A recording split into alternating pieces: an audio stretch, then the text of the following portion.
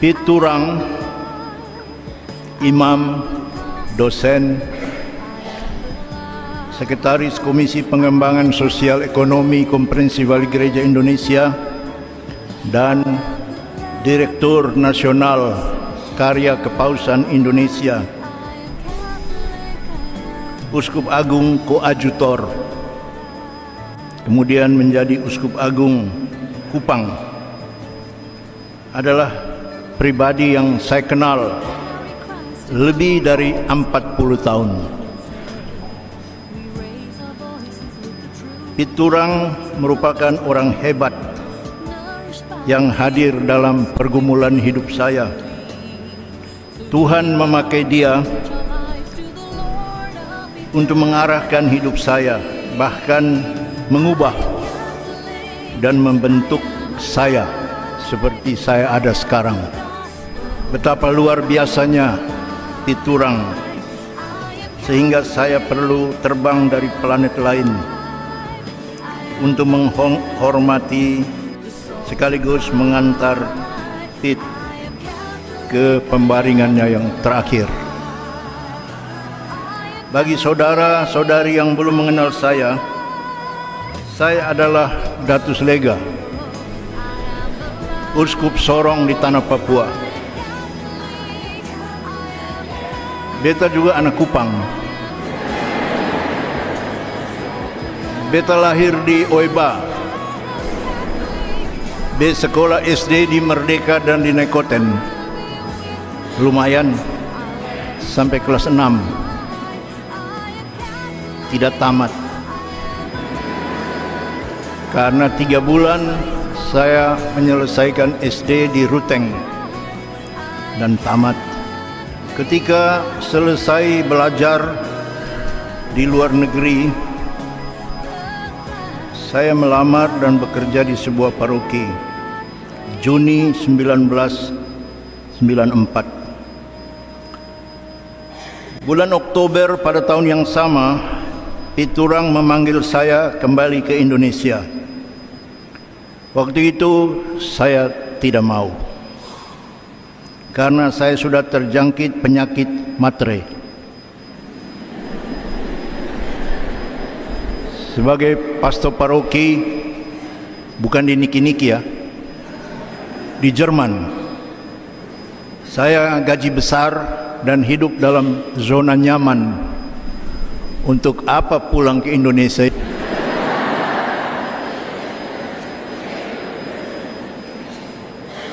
Tapi Piturang berhasil mempengaruhi Bapak Uskup saya, Monsinyur Edward Sangsun SVD, yang menulis sebuah surat, mengirimkannya melalui fax, yang menghina saya. Antara lain, tidak persis tapi isinya tulis Uskup Sangsun baru sekolah sedikit saja sudah sombong. Maka saya yang terkenal rendah hati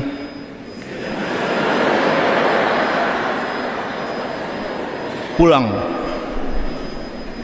pada November 1994 dan mengikuti sidang tahunan KWI yang terhormat itu. Pada akhir masa sidang tahunan 1994, Sekretaris Jenderal Monsinyur Martinus Situmorang antara lain mengulangi memperkenalkan pejabat-pejabat baru dalam lingkungan Komprehensif Wali Gereja Indonesia. Sekretaris Komisi PSE KWI Romo Hilarion Datus Lega. Piturang kasih kode dengan main mata supaya saya berdiri. Saya tidak mau.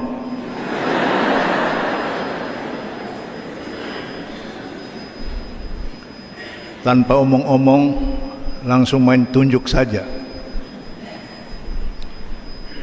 Begitulah bapak-bapak dan ibu-ibu, saudara dan saudari, Bapak Uskup dan rekan-rekan imam. Menurut refleksi saya, tanpa Piturang tidak mungkin saya masuk dalam Konferensi Wali Gereja Indonesia. Sekali lagi, kalau bukan karena Tuhan memakai Piturang, rasanya mustahil saya berada di lingkungan Konferensi Wali Gereja Indonesia hampir 10 tahun sebagai pastor dan hampir 22 tahun sebagai uskup. Karena itu, selalu saya memberi kesaksian Piturang adalah mentor ulung, guru yang handal, rekan kerja yang tiada duanya, dan sahabat sejati. Pelajaran terpenting dari Piturang bagi saya, dan mudah-mudahan bagi rekan-rekan imam, bagi Bapak Uskup, adalah menghormati dan mencintai imamat. Kami ini, kita ini, para imam, uskup, bukan siapa-siapa dan bukan apa-apa kalau bukan imam. Kita mendapat anugerah istimewa, gratis, tanpa jasa-jasa kita, oleh karena belas kasihan Tuhan. Imamat itulah, menurut Pastor Piturang, yang memanggil Anda, terutama agar Anda hormat dan mencintai imamat. Imamat itulah, dalam kata-kata dia, yang menjadikan Anda orang.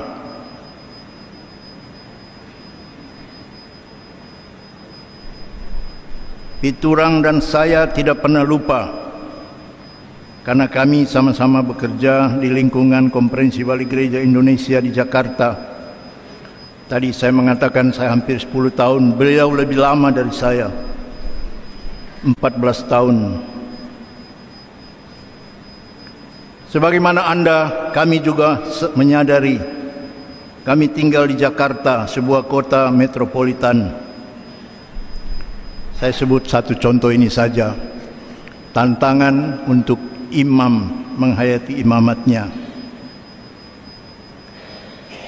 Jakarta adalah kota metropolitan dengan 1000 janji, dengan 1.000.000 impian. Tapi kota itu juga adalah kota dengan serba-serbi godaan.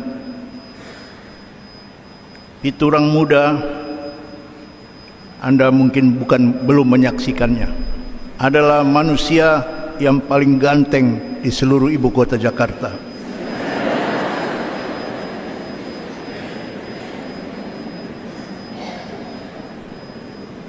Sudah tua saja masih ganteng, apalagi muda. Karena beliau Indo, bapaknya India, mamanya orang Manado di Indonesia.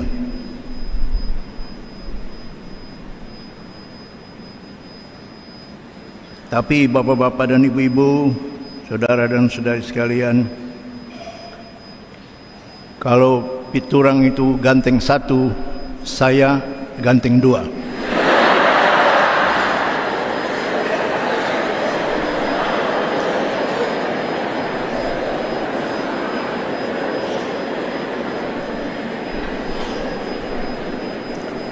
Sekarang saja Anda lihat saya gembrot, tapi dulu lang sing sing, top Marco top. Kalau beliau Indo dari garis ayah, saya juga Indo dari garis ibu. Ibu saya orang Atapupu, keturunan Maliana, Timor Leste.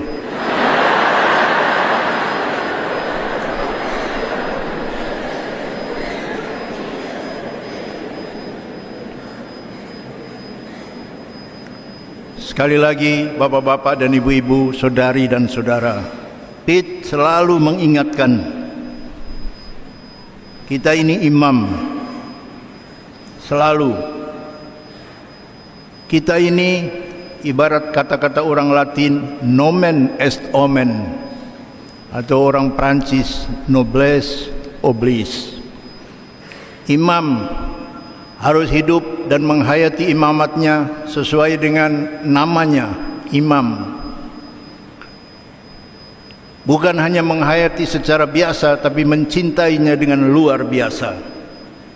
Sehingga salah satu versi Piturang yang amat mengesankan adalah mencintai imamat dalam bentuk bersekutu dengan para imam dalam organisasi yang disebut Unio. Beliau salah satu yang mendirikan dan membesarkan Unio Indonesia bersama dengan Bapak Uskup Bandung waktu itu, kemudian Monsinyur Alexander Joyo Siswoyo, Bapak Uskup Ketapang, kemudian Monsinyur Blasius Pujorharjo, dan Monsinyur Valentinus Kartosiswoyo. Salah satu semboyan animatif dari KKI, Karya Kepausan Indonesia, yang dimodifikasi oleh Piturang. Di KKI disebut Children Helping Children, oleh Piturang dimodifikasi menjadi Priest Helping Priest. Ini amat signifikan, amat membesarkan hati, meneguhkan, dan sekaligus menurunkan legasi yang bertahun-tahun untuk hidup saling membantu dan saling memperkaya. Mungkin terlalu panjang bila saya menyebut aneka jasa dan pengabdian Piturang bagi organisasi yang namanya Unio, pergumulan imam-imam diosesan di keuskupan-keuskupan dan di seluruh Indonesia. Bapak-bapak dan ibu-ibu, saudari dan saudara sekalian yang kekasih, bagi saya mudah rata-rata untuk belajar dari Piturang karena chemistry kami hampir sama.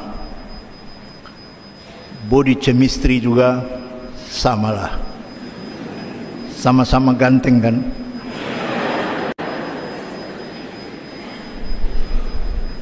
Sama-sama suka bekerja maksimal, sama-sama dalam keyakinan mencintai imamat, sama-sama suka mandiri dan kemandirian, sama-sama perokok berat. Ketika memberi kesaksian pada perayaan 50 tahun imamatnya di Manado, saya menyampaikan hal yang sama. Pit dan saya sama-sama perokok berat. Sama-sama juga sudah berhenti merokok. Saya sudah 11 tahun berhenti merokok. Piturang waktu itu 11 hari.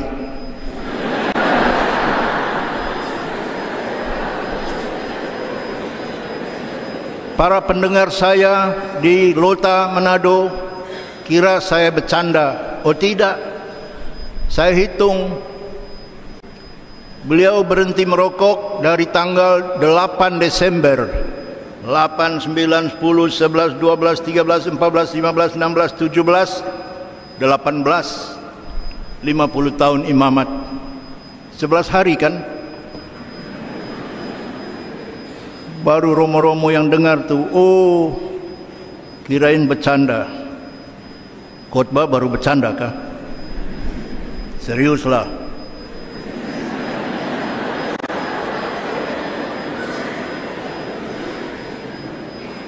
Satu yang menjadi kenang-kenangan manis yang mengikat persahabatan kami adalah Piturang dan saya ini sama-sama imam projo yang lama sekali ditugaskan di luar keuskupan sendiri. Saya sudah lebih dari 33 tahun. Piturang mungkin lebih lama. Kami membuktikan dua hal yang amat fundamental. Imam projo bukan jago kandang. Supaya Romo Amros dan kawan-kawannya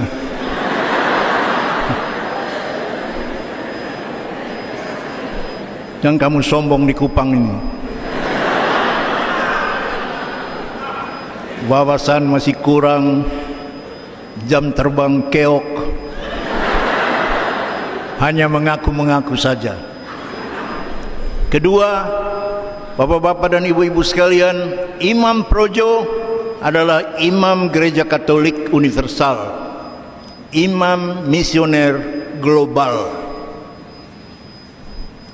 Kita bukan terputar-terputar saja di Weleta,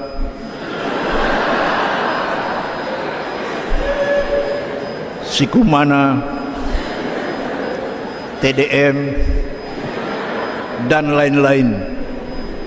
Tapi kelas kita lebih besar dari John Salu.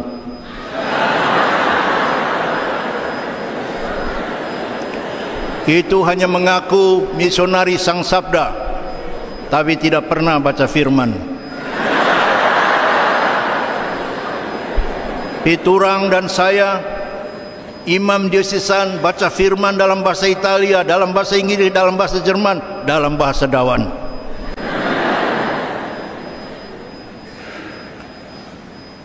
Masih banyak keunikan dan keunggulan dan kehebatan Piturang yang sudah dan pada hemat saya akan tetap menjadi bahan pembelajaran, tapi akan berkepanjangan.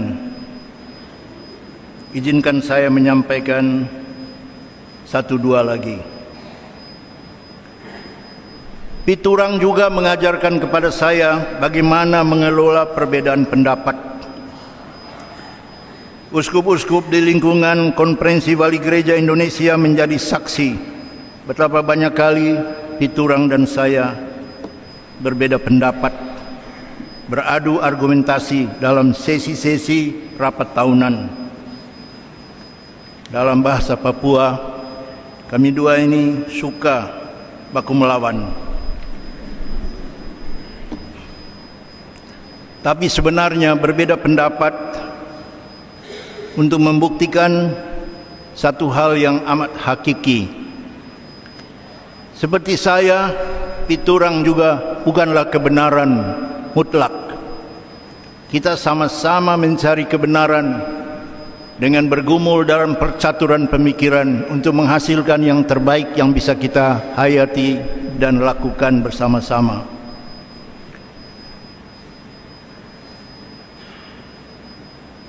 Dari aneka perbedaan pendapat itu,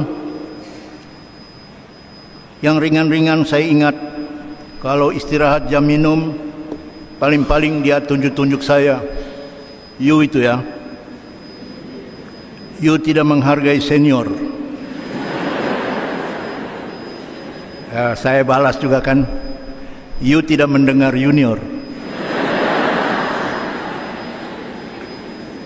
Tapi ada satu perbedaan pendapat yang menyamakan sekurang-kurangnya persepsi kami tentang pelayanan PSE, pengembangan sosial ekonomi dalam gereja Katolik, yaitu semua yang terlibat dalam karya PSE seharusnya wajib menghargai dan mencintai, menghormati orang miskin dan kemiskinan. Sekarang ini setiap orang cenderung bertinggi hati dan berbangga hati karena bisa berbuat sesuatu bagi orang miskin. Kita membolak-balikan paradigma. Saya ada, baru saya bisa melakukan sesuatu, baru saya boleh berbangga. Sekarang terbalik, karena saya kaya, saya bangga, maka saya bisa berbuat sesuatu, dan karena itu saya ada. Sombong kali. Bertahun-tahun inspirasi ini mudah-mudahan dihayati terus dalam lingkaran dan jajaran bukan hanya pengembangan sosial ekonomi, tapi juga karya-karya karitatif dalam gereja Katolik yang amat terkenal, yang tidak boleh membuat orang kepala besar, tapi justru berhati besar, yang tidak boleh membuat orang seakan-akan melayang jauh di udara, sementara ia hanya memperalat orang-orang miskin dan kemiskinan. Saya tidak akan pernah lupa kata-kata maupun apalagi penghayatan Piturang mengenai itu. Akhirnya bapak-bapak dan ibu-ibu, saudara dan saudari sekalian yang kekasih, itu pengalaman pribadi Anda semua masing-masing atas salah satu cara mengalami juga siapa itu Piturang. Ada yang mungkin 27 tahun atau lebih, ada yang kurang, ada yang setahun, ada yang menyentuh hati, ada yang mungkin merasa nyelekit, tersakiti dan lain-lain. Tapi bapak-bapak dan ibu-ibu, satu hal pasti, orang ini berbuat melampaui cita rasa kemanusiaan dan peradaban. Oleh karena itu, pertanyaan pokok ketika mendoakan seseorang yang sudah meninggal seperti Piturang, bagaimana nasibnya? Bagaimana nasib kita setelah menjalani kehidupan yang fana ini? Marilah kita mencari rujukan dari hidup dan penghayatan Sang Penebus Yesus dari Nazaret. Apa yang diperoleh Yesus setelah ia menjalani kehidupannya di dunia ini? Untuk menjelaskannya, pakailah sebuah dinamika proses kehidupan manusia dari pelajaran ilmu jiwa. Hidup kita ini, bapak-bapak dan ibu-ibu, saudara dan saudari sekalian yang kekasih, adalah bagian dari dinamika memberi dan menerima, give and take. Apa yang kita terima bergantung sangat dari apa yang kita beri. Kalau Anda ingin menerima senyuman, berilah senyuman. Kalau mau dapat senyuman baru kasih pamer muka tembok, Anda hanya akan dapat kentut. Maka omong punya omong, sampailah kita kepada rujukan Yesus dari Nazaret. Apa yang Yesus dari Nazaret peroleh setelah ia menjalani hidupnya di muka bumi ini bergantung dari apa yang dia berikan. Yesus memberikan hidupnya. Ia mengatakan dalam Yohanes 10 ayat 10, "Aku datang supaya mereka mempunyai hidup dan mempunyainya dalam segala kelimpahan." Di bagian Injil lain ia juga mengatakan, Putra Manusia datang bukan untuk dilayani, melainkan untuk melayani dan memberi anak kalimat dan menyerahkan nyawanya bagi tebusan banyak orang. Orang seperti ini yang memberikan hidupnya, akhirnya oleh belas kasihan Tuhan mendapat kembali kehidupannya itu melalui peristiwa kebangkitan. Pada Yesus bukan hanya budaya hidup, cinta dan kasih sayang yang terus tidak berujung, tapi budaya baru, hidup yang tidak akan pernah mati-mati lagi.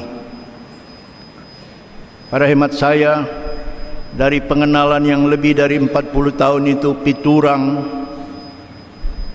lebih dari cita rasa kemanusiaan dan peradaban, apalagi sekedar untuk orang-orang Katolik.